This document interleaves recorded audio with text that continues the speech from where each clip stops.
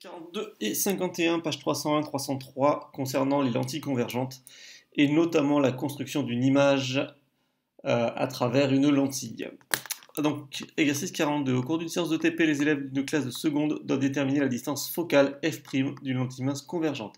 Je vous rappelle au passage que la distance focale petit f', c'est une distance entre la lentille, et plus précisément le centre de la lentille qu'on va appeler le centre optique, le point O, et le foyer image, qu'on va noter grand F', qu'on a abordé dans le cadre du TP numéro 11.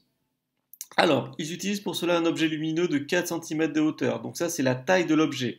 Donc en fait, c'est ce qu'on va noter, nous, AB. Je vous rappelle que l'objet, très souvent, va noter AB. Et donc ici, il mesure 4 cm.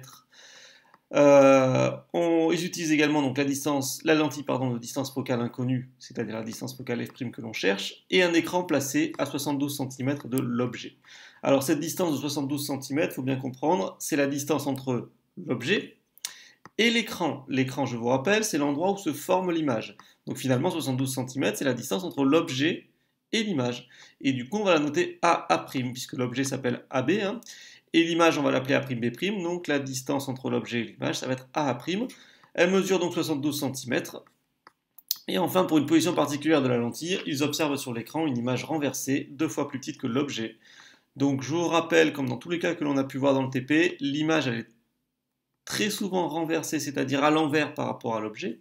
Et ici, elle mesure elle est 2 fois moins grande que l'objet, 2 fois plus petite que l'objet, donc elle va mesurer 2 cm.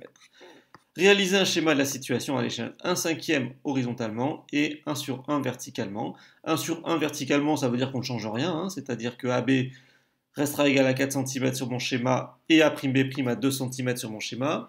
En revanche, l'échelle 1/5, qu'est-ce que ça veut dire? Ça veut dire qu'on va diviser par 5 les distances horizontales. Et la seule distance finalement qui sera horizontale, c'est la distance entre l'objet et l'image AA', qui est égale à 72 cm en réalité. Donc en utilisant l'échelle 1/5, on divise par 5 évidemment. Ça veut dire que sur mon schéma, cette distance sera égale à 14,4 cm. Alors comment représenter la situation? Je vais donc placer mon objet, alors les objets et les images d'ailleurs sont toujours verticales par rapport à cet axe horizontal qu'on va appeler l'axe optique. Et donc il mesure 4 cm, donc ici 4 carreaux, 4 cm pour l'objet AB. On vient d'expliquer que la distance entre l'objet et l'image, c'est donc de 14,4 cm, donc j'ai pris 14,4 cm entre les deux, et j'ai donc tracé mon image, qui est à l'envers par rapport à l'objet, on l'a dit, elle est renversée, et elle mesure 2 cm. Très bien, donc là on a schématisé la situation. Question 2, déterminer graphiquement la position du centre optique O et des foyers F et F' de la lentille mince convergente, en traçant sur le schéma les rayons lumineux nécessaires. On a vu, encore une fois dans le cadre du TP, les fameux 3 rayons que l'on va tracer, que l'on doit être capable de tracer pour tracer l'image d'un objet à travers une lentille. Alors ici, la lentille n'est pas placée, mais on sait que un des rayons particuliers, celui qui relie le point B au point B', en passant par justement le centre de la lentille qu'on appelle le centre optique O, c'est le seul rayon qui n'est pas dévié. C'est-à-dire qu'en fait, si on le trace, ce rayon, il va être comme ça. Donc je pars du point B et on sait qu'il va relier le point B' sans être dévié. Voilà, sans être dévié. Et donc, ce rayon particulier, il va couper l'axe optique en un point particulier, le point O. Et ça va donc définir la position de la lentille, puisqu'on sait que O c'est le centre de la lentille, donc on sait que finalement, la lentille, si on doit la tracer, elle va être comme ça. Si je dois la tracer, elle va se positionner comme ça. Je vous rappelle aussi qu'une lentille, le symbole, c'est une double flèche.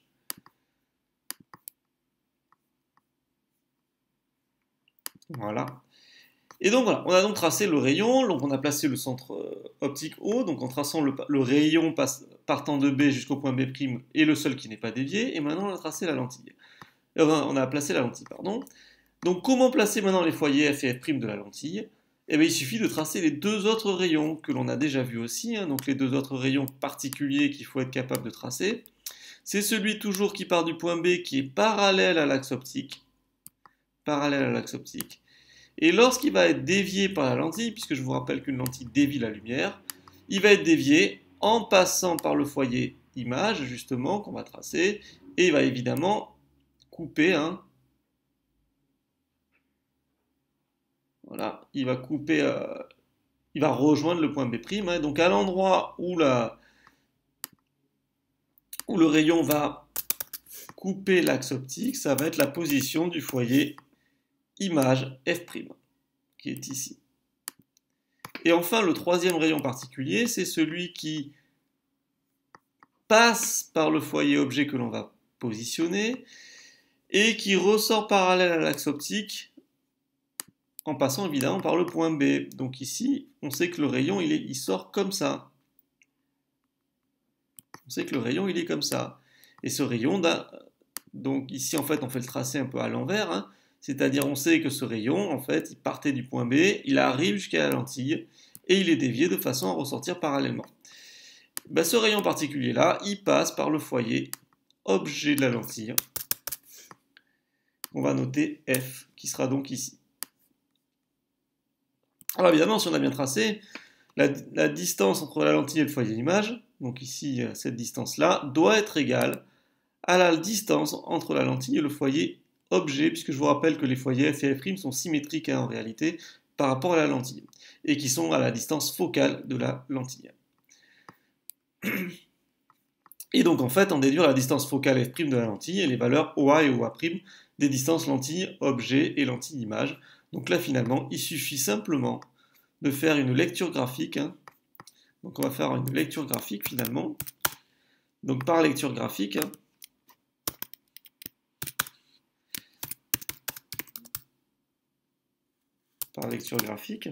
on va déterminer ces différentes distances, à savoir la distance focale. La distance focale, c'est F', hein, je vous rappelle, petit f'.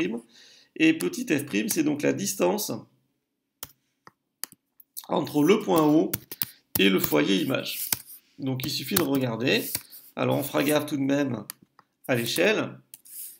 Donc il ne faut pas oublier de multiplier par 5, hein, puisque en réalité c'est 5 fois plus grand. Donc on a combien? 1 cm, 2 cm, 2,8, et ici on a 0,6, hein, près.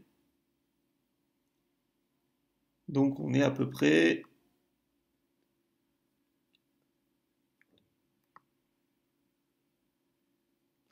donc 2,7 et 0,6, donc on est à peu près à 3,3 cm. Donc 3,3, donc ça c'est sur le schéma, fois 5 évidemment si on veut avoir la véritable valeur, et donc on arrive à peu près à 16,5, hein, 16,5 cm. Je vous rappelle que c'est la distance entre le centre optique et le foyer image, ce qu'on appelle la distance focale. Autre position qu'on vous demande, autre longueur qu'on vous demande, pardon, c'est la distance entre le centre optique O et l'objet, donc OA. Donc là, de la même façon, on va regarder, hein, sur le graphique, on va multiplier par 5 pour avoir la véritable valeur. Donc ici, OA, ça va donc être 1, 2, 3, 4, 5, 6, 7, 8, 9,4 cm, c'est-à-dire 9,4 évidemment qu'on va multiplier par 5, et ce qui va nous donner 47 cm pour la position de l'objet par rapport à la lentille. Et enfin, la position de l'image qu'on va noter OA'. De la même façon, on va regarder un petit peu. On va regarder sur le schéma. Donc on a 1, 2, 3, 4,4. Donc on a 5 cm sur le schéma. Fois 5. Donc fois 5 évidemment pour utiliser l'échelle. Et on obtient 25 cm. Voilà. Au passage, hein, si j'additionne 47 et 25, on obtient bien 72 cm, c'est-à-dire la distance entre l'objet et l'image. Bien, donc ça, il faut savoir tracer ces fameux 3 rayons particuliers qu'on a vus aussi dans le TP, donc à connaître absolument. Et enfin, exercice 51. Donc exercice 51, on vous donne le schéma ci-dessous représentant le modèle de l'œil réduit et 2 objets. Alors ici, les objets sont notés A1B1 et A2B2, pas A'B', enfin ça revient au même. Ici, on a une lentille qui représente le cristallin de l'œil et on a l'écran, ce qu'on appelle la rétine dans le cas de l'œil, là où se forment les images. Donc où se forme l'image d'un objet lorsque cet objet est vu net par l'œil? Bien évidemment dans l'œil, hein, lorsqu'on observe un objet et qu'on le voit net, ça veut dire que son image se forme sur la rétine. C'est-à-dire ici, hein, ce qui est représenté par l'écran en vert.